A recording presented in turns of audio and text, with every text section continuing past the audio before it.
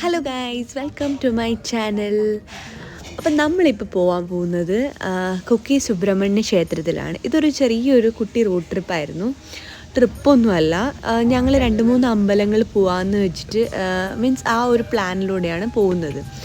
അപ്പോൾ എവിടെയൊക്കെ പോകുന്നത് നമ്മൾ ഇപ്പോൾ ഡെസ്റ്റിനേഷൻസ് ഒന്നും തീരുമാനിച്ചിട്ടില്ല. പോകുന്ന സമയത്ത് ഏതൊക്കെ കവർ ചെയ്യാൻ പറ്റുമോ അവിടേക്കാണ് ഞങ്ങളിപ്പോൾ പോകുന്നത്. അപ്പം ഞാനും അമ്മയും നിതിനേട്ടനും പിന്നെ കല്ലുമോളും പിന്നെ ആയുഷും പോകുന്നത്. ചേച്ചിക്ക് വരാൻ പറ്റില്ല, അതുകൊണ്ട് ആമിയും വന്നില്ല. അങ്ങനെ ഞങ്ങളെല്ലാവരും കൂടിയിട്ട് പോവുകയാണ്. അപ്പോൾ ഏകദേശം ഒരു 1-1.5 hours ഡിസ്റ്റൻസ് ഉണ്ട് ഞങ്ങളെ വീട്ടിൽ നിന്ന് കുക്കി സുബ്രഹ്മണ്യ ക്ഷേത്രത്തിലേക്ക്.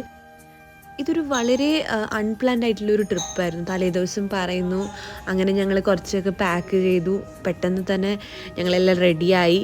പിന്നെ രാവിലെ എണീച്ചു, കുഞ്ഞിനെ കുളിപ്പിച്ചു, അവളെ റെഡിയാക്കി. അങ്ങനെ ഞങ്ങൾ all of A sudden plan ചെയ്ത ഒരു ട്രിപ്പായിരുന്നു ഇത്.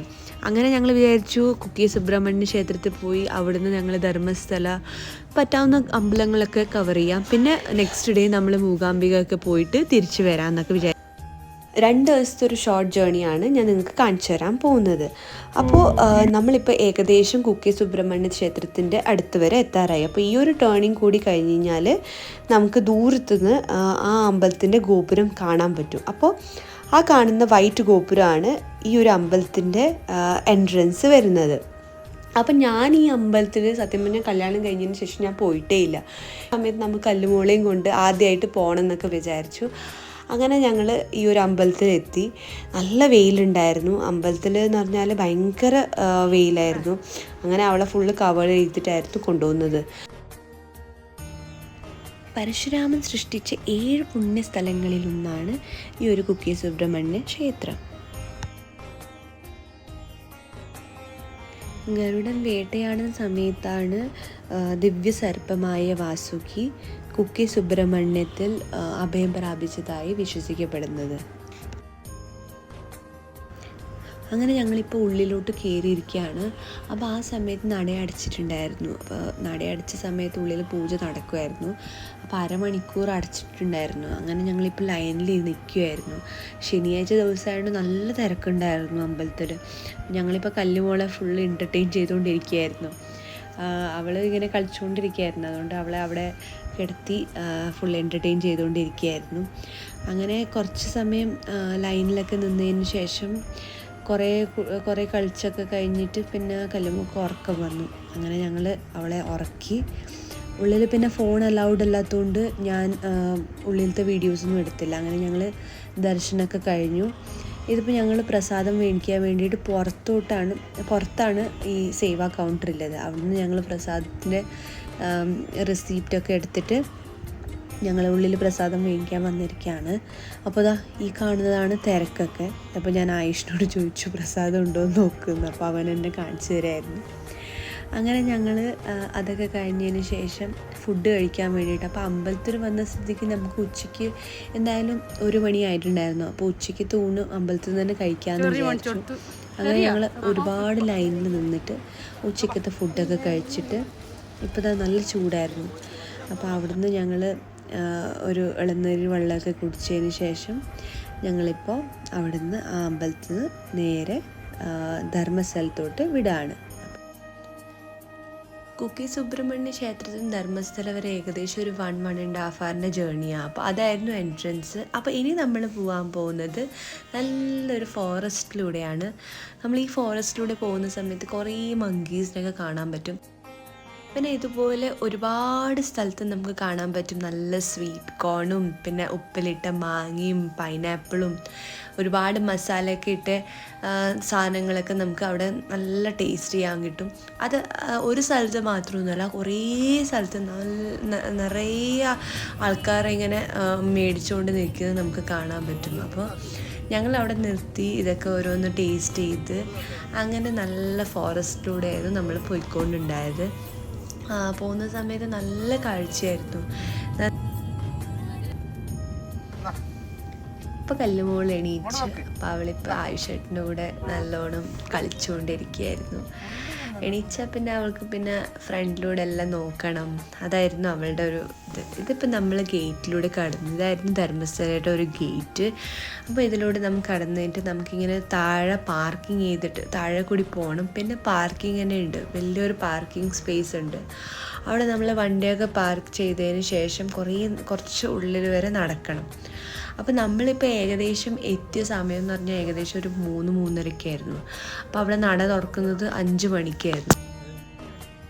ശ്രീ മഞ്ജുനാഥ ക്ഷേത്രം ഏകദേശം ഒരു 800 വർഷത്തിന് പഴക്കമുണ്ട് ഈ അമ്പലത്തിന്. അപ്പോൾ ഈ ഒരു അമ്പലത്തിൻ്റെ പ്രധാന പ്രതിഷ്ഠ എന്ന് പറഞ്ഞാൽ പരമശിവനാണ്. അപ്പോൾ ഈ അമ്പലത്തിൽ ഞാൻ ആദ്യമായിട്ടാണ് പോകുന്നത്. ഒരുപാട് നാളായി ആഗ്രഹിക്കുന്നു ധർമ്മസ്ഥല പോകണം, പക്ഷേ ഇതുവരെ എനിക്ക് പോകാൻ പറ്റിയില്ല. അപ്പോൾ ഈ അമ്പലത്തിനെ കുറിച്ച് കുറേ കേട്ടിട്ടുണ്ട്. എന്ന് പറഞ്ഞാൽ നല്ല ഭക്ഷണമാണ് ഇവിടെ കിട്ടുന്നത്. പിന്നെ ഒരുമിച്ച് 50,000 ആൾക്കാർക്ക് ഒരുമിച്ച് ഇരുന്ന് ആഹാരം കഴിക്കാൻ പറ്റുന്ന സ്ഥലമാണ് അവിടെ ഉള്ളത്. അതുപോലെ എന്താ പറയുക, കുറേ സ്പെഷ്യാലിറ്റീസ് ഉണ്ട് ഈ ഒരു അമ്പലത്തിനെ കുറിച്ച്. അങ്ങനെ ഞങ്ങൾ വണ്ടിയൊക്കെ പാർക്ക് ചെയ്തതിന് ശേഷം ഇപ്പോൾ അമ്പലത്തിലോട്ട് നടന്ന് പോകുന്ന സമയത്ത് ഇതുപോലെ നമ്മളിപ്പോൾ ഒരു സ്ലോപ്പ് ഇറങ്ങിയതിന് ശേഷം ആ സൈഡ് കാണുന്നതാണ് അമ്പലം. എന്താ പറയുക, ആ ദിവാലി സമയമായതുകൊണ്ട് നല്ല ലൈറ്റ്സും കാര്യങ്ങളൊക്കെ ആയിരുന്നു. രാത്രി അവിടെ പോയിരുന്നെങ്കിൽ നല്ല ഭംഗിയായിരുന്നു അതിന്.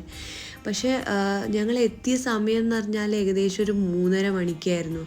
അപ്പോൾ 5 മണി വരെ 5 മണിക്കാണ് നട തുറക്കുന്നത്. അപ്പോൾ അന്നെന്ന് പറഞ്ഞാൽ നല്ല തിരക്കും ഉണ്ടായിരുന്നു. ഒരു സാറ്റർഡേ ദിവസമായിരുന്നു. പിന്നെ ഏതോ ഒരു സ്പെഷ്യൽ ഗസ്റ്റ് തമിഴ്നാട്ടിൽ നിന്ന് വരുന്നുണ്ടെന്ന് പറഞ്ഞു.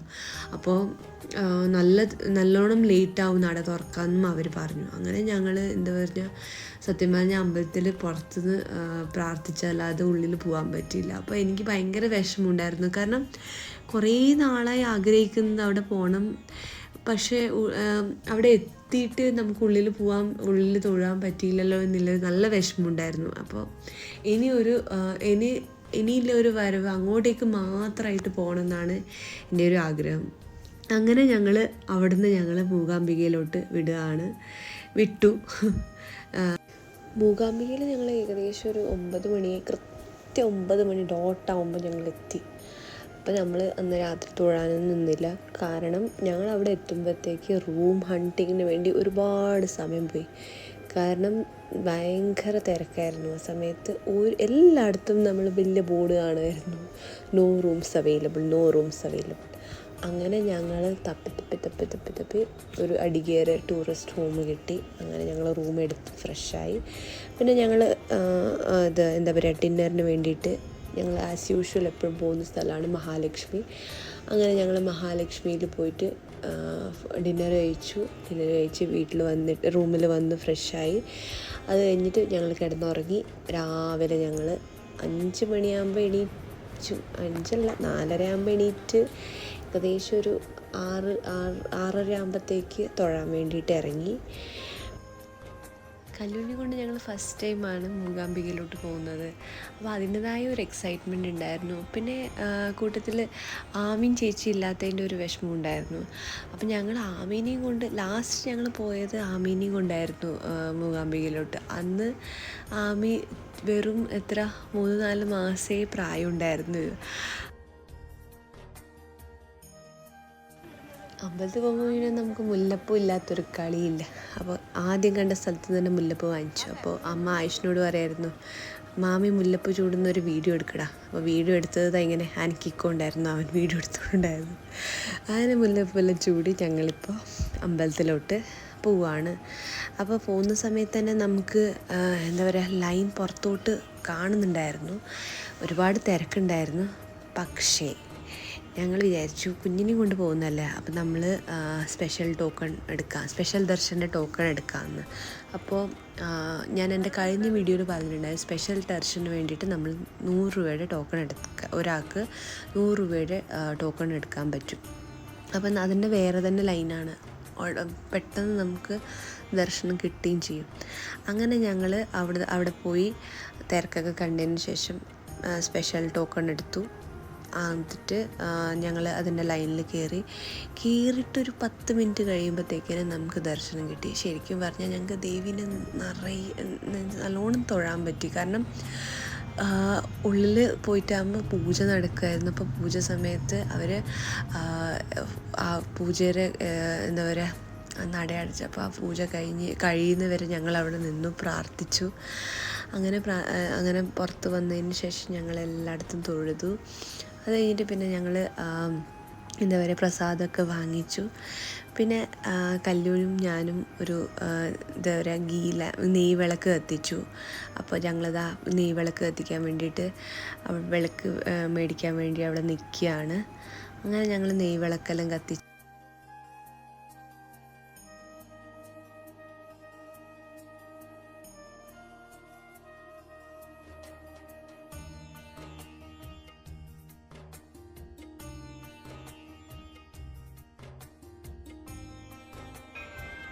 അങ്ങനെ ഞങ്ങൾ കുറച്ച് ഫോട്ടോസും വീഡിയോസൊക്കെ എടുത്തതിന് ശേഷം ഞങ്ങൾ പിന്നെ അവിടെ നിൽക്കുമ്പോഴത്തേക്ക് ശീവേലിയുടെ സമയമായിരുന്നു. അങ്ങനെ ശീവേലിയൊക്കെ കണ്ട് തൊഴുതിന് ശേഷം ഞങ്ങൾ പിന്നെ ബ്രേക്ക്ഫാസ്റ്റിന് വേണ്ടി പോയി. ബ്രേക്ക്ഫാസ്റ്റ് പിന്നെ നമ്മളുടെ ആസ് യൂഷ്വൽ എപ്പോഴും നമ്മൾ ഫുഡ് കഴിക്കാൻ പോകുന്ന സ്ഥലം തന്നെ മഹാലക്ഷ്മി തന്നെ. ഞങ്ങൾക്ക് അവിടുത്തെ ഫുഡ് ഭയങ്കര ഇഷ്ടമാണ്. ഒന്നാമത് തന്നെ ക്ലീൻലിനെസ്, എവിടുത്തെ ഭയങ്കര വൃത്തിയാണ് അവിടുത്തെ ഫുഡിനും. നല്ല തിരക്കുണ്ടാകുന്ന ഒരു സ്ഥലം തന്നെയാണ്.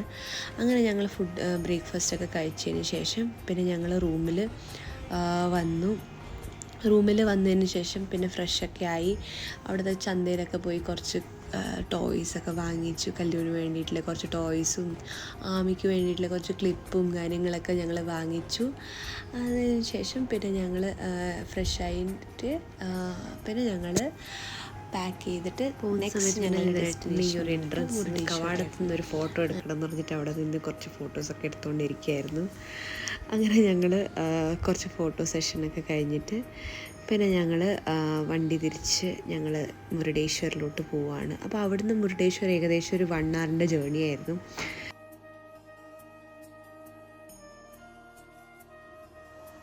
മുരുടേശ്വര അമ്പലം എന്ന് പറയുമ്പോൾ തന്നെ നമുക്ക് ഓർമ്മ വരുന്നത് ആ ഒരു സ്റ്റാച്യു ആണ്. ആ ഒരു സ്റ്റാച്യു വന്നിട്ട് സെക്കൻഡ് ലാർജസ്റ്റ് ആണ്, വേൾഡിൽ തന്നെ സെക്കൻഡ് ലാർജസ്റ്റ് സ്റ്റാച്യു ആണ്, ശിവൻ്റെ സ്റ്റാച്യു ആണ്. പിന്നെ എന്താ പറയുക, ഈ ഒരു അമ്പലം വന്നിട്ട് ഒരു അറേബ്യൻ തീരത്താണ് പണിതിട്ടുള്ളത്. അപ്പോൾ നമുക്ക് ഇതൊരു ടൂറിസ്റ്റ് സ്പോട്ടും കൂടിയാണ്, കൂടാതെ ഇവിടെ അമ്പലം കൂടിയുണ്ട്. അപ്പം ഞാനൊക്കെ എന്ന് പറഞ്ഞാൽ ചെറുപ്പത്തിൽ ട്രെയിനിലൂടെ വല്ല പോകുന്ന സമയത്ത് ഇങ്ങനെ നമുക്ക് കാണാൻ പറ്റും ദൂരത്തുനിന്ന് ആ സ്റ്റാച്യു. അപ്പോൾ ആ സ്റ്റാച്യുവിൻ്റെ സമയം സ്റ്റാച്യു എത്താറാകുന്ന സമയത്ത് ഞാൻ ഉറങ്ങിയിട്ടുണ്ടെങ്കിൽ എണീച്ചിട്ട് എന്തായാലും കണ്ടിരിക്കും. അപ്പം ഞാൻ ആദ്യമായിട്ടാണ് നേരിട്ട് ഈ ഒരു അമ്പലം ഈ ഒരു സ്റ്റാച്യു നേരിട്ട് കാണാൻ പോകുന്നത്, അല്ലെങ്കിൽ ഈ ഒരു അമ്പലത്തിൽ പോകാൻ പോകുന്നത്. എനിക്ക് അതിൻ്റെതായ ഒരു എക്സൈറ്റ്മെൻ്റ് ഉണ്ടായിരുന്നു. നമുക്ക് പോകുന്ന സമയത്ത് ഇതുപോലെ ലൈറ്റ്സ് കാണാൻ പറ്റും. കാരണം അത് ദിവാലി സമയമായതുകൊണ്ട് ഒരുപാട് ലൈറ്റ്സൊക്കെ ഉണ്ടായിരുന്നു. അപ്പോൾ രാത്രിയൊക്കെ നല്ല ഭംഗിയായിരുന്നു എന്നെ കാണാൻ. അപ്പോൾ ഇത് ഭയങ്കര ഹൈറ്റിലായിരുന്നു ഈ ഒരു അമ്പലം ഉള്ളത്. അപ്പോൾ ഇതെന്ന് പറഞ്ഞാൽ ഇപ്പോൾ നമുക്ക് മുകളിൽ എത്തണമെങ്കിൽ അവിടെ ഒരു നമുക്ക് ലിഫ്റ്റിൽ കയറി കഴിഞ്ഞാൽ 200 റുപ്പീസാണ് പറ്റുമെന്ന് തോന്നുന്നു ഒരാൾക്ക് പെർ പേഴ്സൺ. അപ്പോൾ നമുക്ക് മുകളിൽ വരെ എത്താൻ പറ്റും. പക്ഷെ അത് എനിക്ക് തോന്നുന്നത് വൈകിട്ട് 4:30-5 മണിയാകുമ്പോഴാണ് തുറക്കുന്നത്.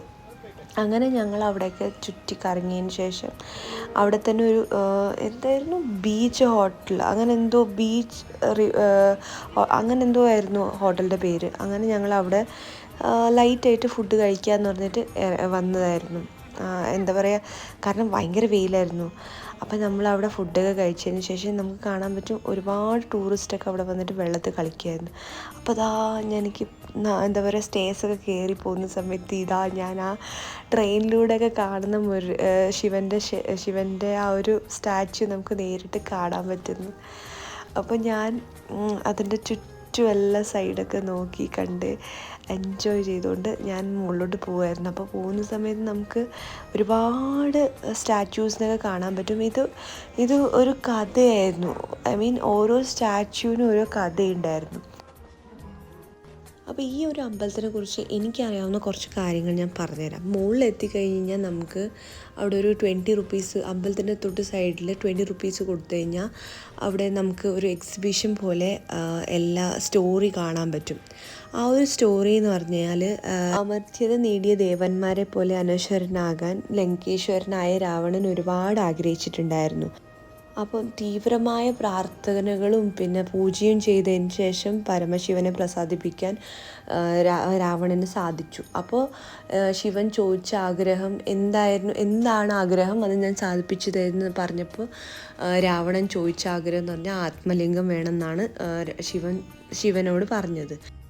അതുപ്രകാരം ആത്മലിംഗം രാവണന് വരദാനമായി നൽകിയപ്പോൾ അത് ലങ്കയിലെത്തി യഥാസ്ഥാനത്ത് സ്ഥാപിക്കുന്നത് വരെ മറ്റൊരിടത്തും നിലത്ത് വെക്കാൻ പാടില്ല എന്നൊരു കർശന നിർദ്ദേശം കൂടി നൽകിയിട്ടുണ്ടായിരുന്നു ശിവൻ. അപ്പോൾ ഈ സംഭവം അറിഞ്ഞ് നാരദർ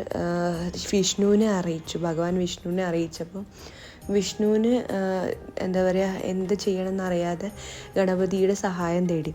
ഗോകർണത്ത് രാവണൻ എത്തിയ സമയത്ത് മഹാവിഷ്ണു മായ ചെയ്തിട്ട് സൂര്യനെ മറിച്ചു മീൻസ് ആ സൺറൈസ് മറിച്ചിട്ട് അസ്തമയമാക്കി. കാരണം വൈകിട്ടത്തെ സമയം എപ്പോഴും രാവണൻ പൂജയ്ക്ക് ഇരിക്കുന്ന എല്ലാവർക്കും അറിയുന്ന കാരണം മഹാവിഷ്ണു ഇതുപോലത്തെ മായ ചെയ്തു. അപ്പോൾ ആ ഒരു സമയത്ത് ബ്രഹ്മബാലകൻ്റെ രൂപത്തിൽ ബാലഗണപതി വന്നിട്ട് വരുമായിരുന്നു. ആ ഒരു മീൻസ് അതിൽ പാസ്സാവുന്ന സമയത്ത് രാവണൻ ആരെങ്കിലും കയ്യിൽ ഒരു ആത്മലിംഗം കൊടുക്കണം എന്ന് പറഞ്ഞിട്ട് ആ ബ്രഹ്മബാലകൻ്റെ കയ്യിൽ കൊടുത്തിട്ട് പറഞ്ഞു, ഇത് താഴെ വെക്കാൻ പാടില്ല, ഞാൻ എൻ്റെ പൂജ കഴിഞ്ഞിട്ട് വരുമ്പോഴത്തേക്ക്. അപ്പോൾ എത്ര ലേറ്റ് ആയാലും ഈ ഒരു ആത്മലിംഗം കയ്യിൽ തന്നെ വെക്കണം എന്ന് പറഞ്ഞു. പക്ഷേ രാവണൻ ഒരുപാട് ലേറ്റായി. അങ്ങനെ ബ്രഹ്മബാലകൻ്റെ കയ്യിൽ നിന്ന് അത് താഴെ വെച്ച് വരുന്ന സമയത്ത് രാവണൻ കോപിതരായിട്ട് ആ ഒരു ലിംഗത്തെ മീൻസ് പൊക്കാൻ സമയത്ത് അതിൻ്റെ കുറേ കഷ്ണങ്ങളായിട്ട് വീണു. അപ്പോൾ അതിൽ ഓരോ കഷ്ണങ്ങൾ ചെന്ന് എത്തിയ ഒരു സ്ഥലമാണ് ഈ ഒരു മുരുടേശ്വര അമ്പലം ഉള്ളത്. പിന്നെ ബാക്കിയിലെ കഷ്ണങ്ങൾ എത്തിയത് വേറെ വേറെ സ്ഥലത്തായിരുന്നു. അതിലൊന്ന് സജേശ്വരായിരുന്നു, ഗുണവന്തേശ്വർ, പിന്നെ ധരേശ്വർ, അങ്ങനെ ഓരോ സ്ഥലത്തായിരുന്നു അത് എത്തിയത്. അപ്പോൾ മെയിനായിട്ട് ആ ഒരു ഗോകർണ പ്ലേസിൽ മഹാബലേശ്വർ അമ്പലം ഉള്ളത് അത് ശിവൻ്റെ അമ്പലമാണ്. അവിടെയാണ് ഈ ഒരു സംഭവം നടന്നത്. അപ്പോൾ വലിയൊരു കഷ്ണം ചെന്നെത്തിയത് അവിടെയായിരുന്നു. അപ്പോൾ ഇതായിരുന്നു മുരുടേശ്വറിനെ കുറിച്ചുള്ളൊരു ചെറിയ സ്റ്റോറി എനിക്ക് അറിയാവുന്നത്. അങ്ങനെയായിരുന്നു ഞങ്ങളെ ഈ ഒരു ജേണി, 2 ദിവസത്തെ ഒരു ജേണി ഞാൻ നിങ്ങൾക്ക് കാണിച്ചു തന്നത്. അപ്പോൾ എല്ലാവർക്കും ഈ വീഡിയോ ഇഷ്ടപ്പെട്ടു എന്ന് വിചാരിക്കുന്നു.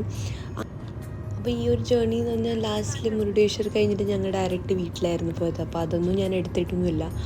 അങ്ങനെ ഈ ഒരു വീഡിയോ ഞാനിവിടെ അവസാനിപ്പിക്കുകയാണ്. അപ്പോൾ ഇതിൻ്റെ കൂടെ തന്നെ ഞങ്ങൾ ട്രാവൽ ചെയ്തപ്പോൾ എടുത്ത കുറച്ച് ഫോട്ടോസൊക്കെ ഞാൻ അറ്റാച്ച് ചെയ്യുന്നുണ്ട്. അപ്പോൾ എല്ലാവർക്കും ഈ വീഡിയോ ഇഷ്ടപ്പെട്ടെങ്കിൽ ഒന്ന് ലൈക്ക് ചെയ്യുക, ഷെയർ ചെയ്യുക. ഇനിയും ഇതുപോലത്തെ വീഡിയോസൊക്കെ ആയിട്ട് ഞാൻ വരുന്നതായിരിക്കും. അപ്പോൾ ഡു സബ്സ്ക്രൈബ് ദിസ് ചാനൽ.